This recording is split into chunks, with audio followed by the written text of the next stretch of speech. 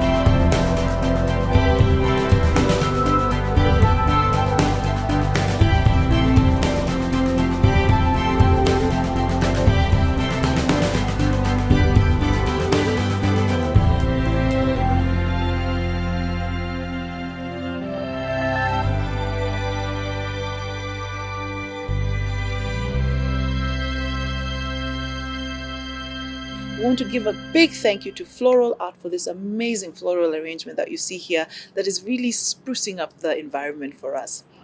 Now, today, we also want to thank Aquatronic Studios for handling all our video production. Now, we're still moving on with the Resilience series.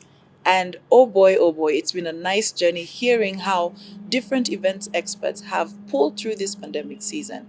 This is a series where we learn what people did to pull through the 2020, what they're currently doing, and they also get to give us advice as to what we should be doing right now. Now, today I'm really excited because I have a lady here called Linky Kang'ethe of Linky Events. Now, this is why I'm extremely happy. It's because she has reinvented herself so many times.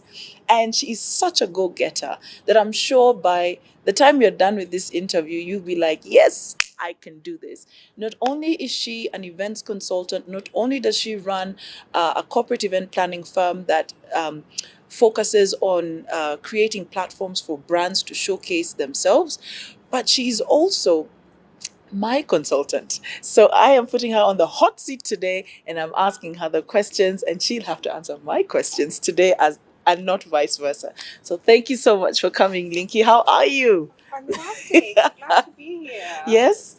I am excited to have you here because we've had this discussion. We've talked a lot in my private sessions where you've helped me to figure out myself as a brand. And it's so weird that we were in the same events industry, but we never knew each other until 2020, when we all had to figure out, what's going on. So I really appreciate you being here today. Tell me, when COVID hit, what was your first response? Fantastic. I think I just went shut a bit because we had in Feb we had an event in Ethiopia where we were doing an expo for furniture. So then we were coming back to March, then to go to Turkey to do another furniture expo in Turkey. And by the time we were coming back, the borders were shut in March. Wow.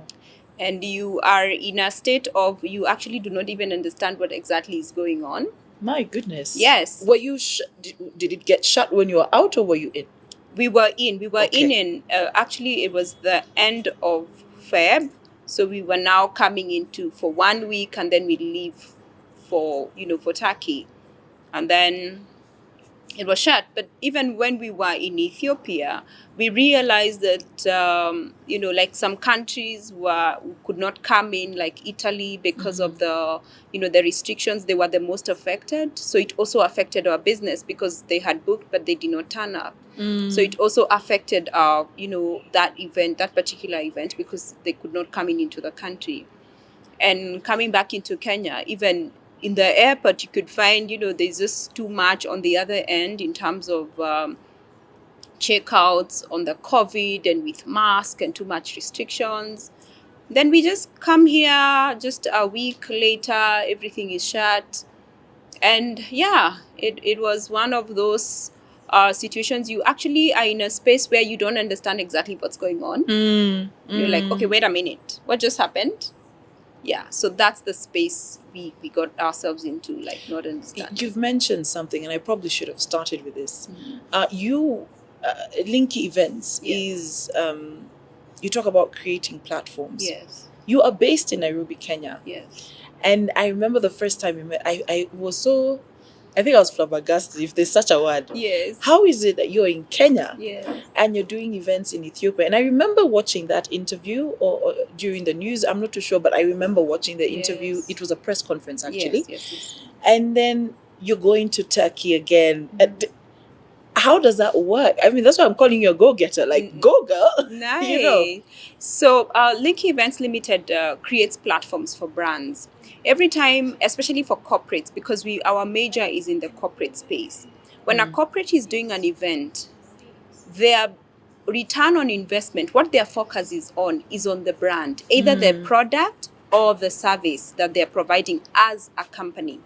That means as we launch out their brand, we are either showcasing their product or service through an expo. We are either, giving a conference in terms of the service that they're doing. And in terms of even nationalities, you find a nationality wants, like maybe Kenya wants to showcase their expertise in tourism. That's a service. And if they want to showcase their product is coffee, maybe they're the best in coffee. Yeah. So what means they prepare an expo to display their product as a nationality. So you find most countries want to have business linkages between countries and countries, showcasing their products and services to other countries. So that's where we come in and create this platform where they're able to interact and exchange business as well. Was this always the plan? How did you get into that? I know your teacher. Actually, this is how we started in, and how I got the passion for positioning corporates as a brand is when I started doing book launches. I had a challenge because most Kenyans don't read Kenyan brands. They don't read books for Kenyan authors.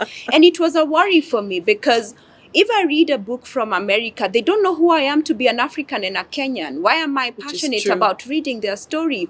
Why don't we appreciate our Kenyan stories? And then I realized the difference is how our authors branded themselves. They sell the book instead of selling themselves. Right now, Marion, if you walk into a bookshop, you will buy any book for John Maxwell. Why? He's positioned himself as a brand. Yes. You are actually not buying the topic. And you just know any book John Maxwell has written has to be a good book. So then I realized, wow. So the secret is positioning the brand. The owner of the brand. How then do I position, Marion as the brand? Then people will start asking, what does she do? So then we realize that that's the key thing. And you will also notice even some corporate companies, they are very keen on who they hire as their CEO. Yes. Because it will be an attraction to the company if the brand as the CEO is important. So a brand can be a product, a service, or a person. Yes. Well done. I mean, you've literally packaged it in such a different way, which is awesome. So now let's get back to the COVID story. So you've come back, shut down. Where are we at? What's happening? How do we deal? What happened next for you? So after now things shut, and we actually all of us were home. So it was a good time to just process in because no one was going to work. The whole country was home. So then it was a time for even just to process. And one of the things I've realized as a business leader, you actually are the core of the team, the suppliers, and even the clients. They're asking you, what next, what happens, what's gonna happen after this. Is it a postponement of the event? Is it a cancellation? And so it's back and forth on emails. Even the country that you're also emailing, they actually are in. Some are even affected by it. Their Yes. relatives are already affected. They're not even in the space to discuss business at that time. Correct. So then it was a space of just saying, let's just fast focus on being sane. Putting your mind together and understanding, sanity, and just appreciating the fact that you're healthy and well. Yes. And if that is the core, then business will come, because you Yeah. can't work when you're unhealthy. You can't True. work, Marion, when you're gone. Correct. You can only work when Correct. you're alive. And then, even as you work, you need to be very sane. As you're saying it, I'm actually feeling it. Yes, Like, you have to be sane. You have to be sane. Yeah. Because you realize this is something that, no one would understand what's going on. Even the government of Kenya, even the government of anywhere else would not understanding what's going on. Can you imagine? So you literally took time to Yes. process. I took time to process. When did you wake up? Around which month did you wake up? I like moving things. So and it's one of the things that I actually even just tell God to just help me cool down, because I just cooled down for 1 month in March. In April I was back and running and moving, and actually when things were just opened up and we just had curfews, then we just started going to the office, and the first thing that we started doing is just communicating to our clients, because we had clients who had paid up for their trips, and we had to travel for these exports, and it was not able to be done anymore. And when you talk to the other suppliers, they are actually going through the same thing. Some are not even in the office, you can't even reach them. So the first thing we did was to communicate to our clients that yes, we understand, you've paid up, and this is what is happening, and we're going to get things back, and we are following through for you. Don't worry. If there's a postponement, we are going to let you know. If you want your money back, we will find out how we can make sure that you get it. So it's just communication, and communication is actually very, very important, because I realized that some would actually understand the process of what we've gone through, because we were not aware this is gonna happen. We just didn't. We're all caught unawares. We were caught unawares. So we had very good clients who actually just said, okay, fine, let's and of course our work was to tell them what's next after this. We were not certain, but we assured them wherever side it is, either is to refund the money, even though it will take time, or either it's gonna be a postponement of the events. It's definitely gonna be done to your favor. Yeah. Then what happened after that? Then one of the things that I just realized is we've actually been positioning brands for events platforms, but you can still position a brand as you wait for an event platform. It's like a supply chain. Yes. So you're like, it's either backward integration or forward integration. Yes. You can still position a brand.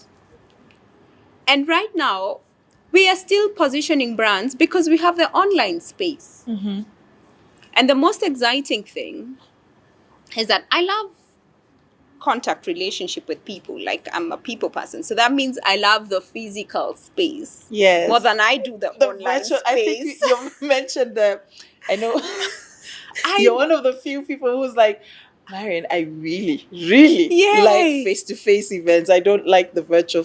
And you know what? It's okay. I know we are all trying to say, let's embrace the virtual events and everything. But I think everyone has a different period of adapting, and you're just one of those people who's just like, I still love, and it's okay. It's okay. Yeah. I love the physical one, but of course we had to face reality that is not possible for this particular time. So that means if you position the brand, then how? Because when a corporate or a person is positioning their brand or even doing an event, they either want to create visibility, awareness, brand positioning, understanding your brand audience. So all that we had to put in mind in the online space. Mm-hmm. How do we get your, brand audience in the online spaces? So that's how we started now focusing on positioning the brand more. So by the time we are either going to have the physical or even doing the virtual one, the brand is already positioned. Correct. And we actually started having clients who are now saying, oh, wow, I can still position my brand. That means, and one of the things that has got me very, very excited is to position business owners. Yay! It's got me very passionate because I realized before Marion, we had platforms to network physically. I would give you my business card and we would chat a bit and I would tell you what I've done, my experiences. We don't have that opportunity anymore. So that means we've moved to create profiles where we do personal profiles, personal branding. And when you send someone the personal profile, Marion, they are able to understand all about you out of a WhatsApp profile you've sent them. Yeah. Because me just knowing you for the title doesn't give me the attraction and, of course, the relationship that, wow, I think I need to connect more with you. But if the profile, you have a detailed profile, at least, then you're able to give more information about what you've done and your experiences.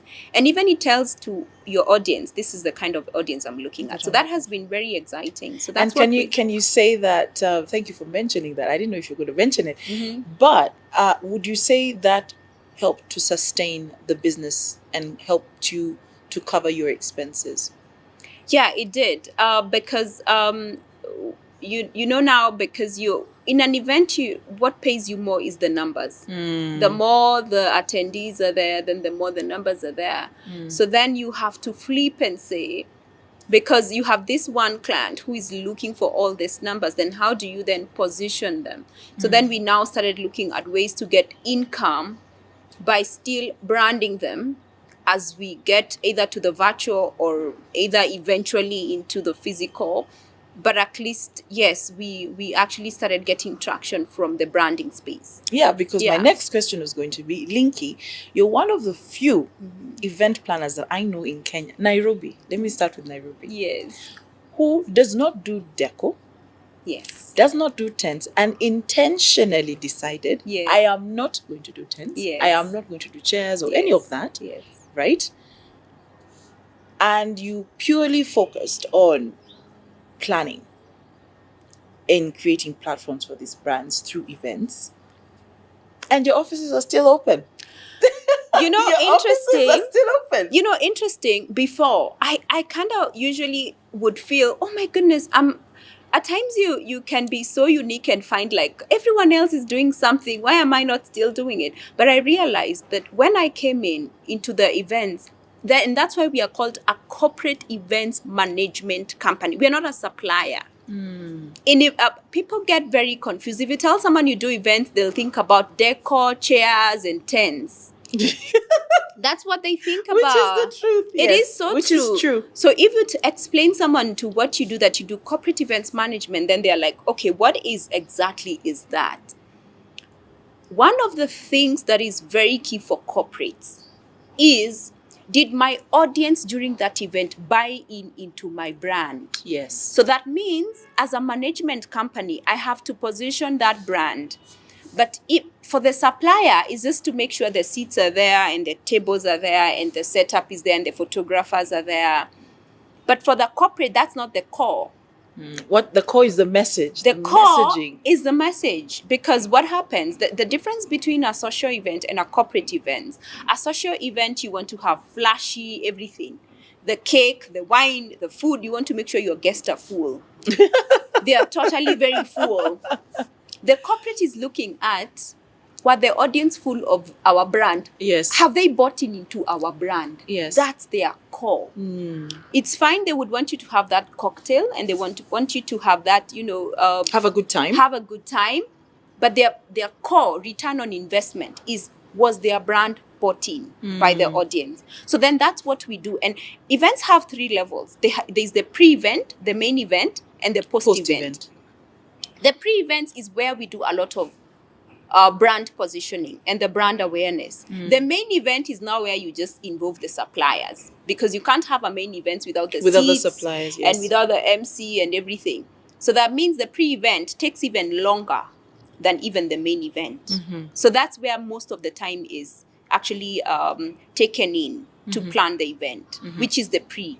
And the pre determines, because you're going to be there in that event for 2 hours, the pre-event will determine, will you communicate success. the right thing during the 2 hours? So that's what we plan for all those maybe 2 months or 8 weeks, for those 2 hours. 2 hours. Yes, to make sure that you position your brand rightly. So that's what helped you to sustain, because my question is, your office is still open? Yes. You're still paying rent? Yes. Of course, it was a bit slow at first, but we had clients even who said, "Oh, you can still manage your brand even as we waiting for the events to happen." And we had clients who even we did for their virtual event. Yeah, and we did that virtual event. It was very interesting because we did for it was, their office was in Uganda. They have an office in Kenya, but the event was for Uganda. We did it here in Kenya, and we did Kenya, Uganda, and Germany. Nice. And yes. And it worked. It worked.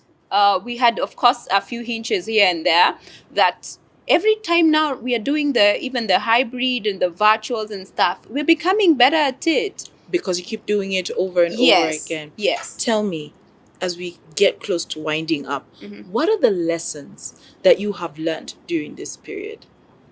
Wow. What is your take? Like, what are things you're like, I didn't know this pre-COVID? Yeah. Now? I know. Yeah. One of the things I've realized is to be very intentional about exactly what you want to achieve at the end, because then it helps you be resilient. Because if then challenges come, then they can really weigh you down if you don't know what's your end goal. You're saying, I want to achieve this. Even when this has come, I'm going to, just draw myself back a bit, and then I will let myself process and get back. Allow yourself to go in either the heart, the process of loss, and what's going on, and just know you did not have control over it. No one wants such a situation in the whole world. Yeah. So just understanding, and that helps build resilience, to understand that it's there's nothing I can do about it. Just relax and just know that my end goal is that I'm going to get it. I just need to just draw back a bit and relax. So I would just say that I have learned that it's important to draw back and just understand that the end goal will still be accomplished, not in the way I had planned to. Exactly. I think that's what everyone is like. I knew I would be successful, but this is not, the way I saw it, or I wanted to do an event and we still did it, but it was not how we wanted. We thought we were going to have many people in the room, and now it's on a virtual or an online platform. But the thing is, you still achieved the goal.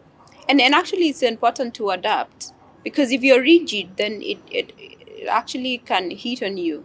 Yeah. And especially for us in the event space, you can't even afford to be rigid. Oh, I don't want to get to the virtual space. Oh, I don't want to position this brand to this. You can't afford to be rigid, because then you'll be left behind. Any other lesson that you learned?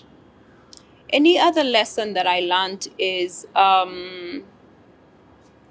communication. I learned it's important to just communicate and just talk it out and say what's happening and what's going on.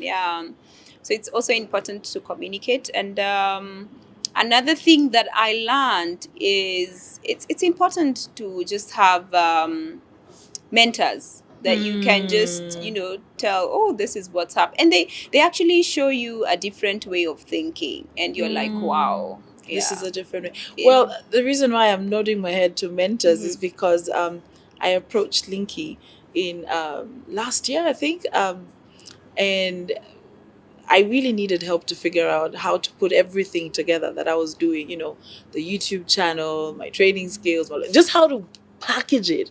And Linky was there to help me in my personal branding. So we're not there yet, I haven't achieved yet, but at least I'm on that journey. So yes. You know, one of the things that I look at you right now, Marion, and I'm just wow.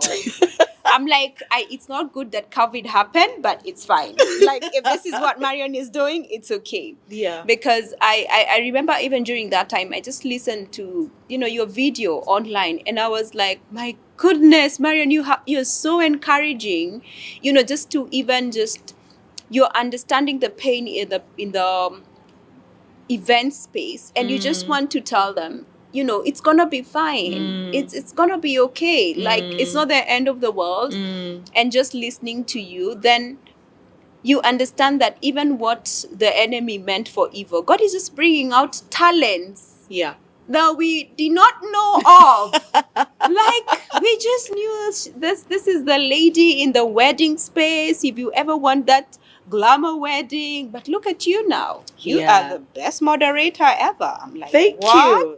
Take that to the bank.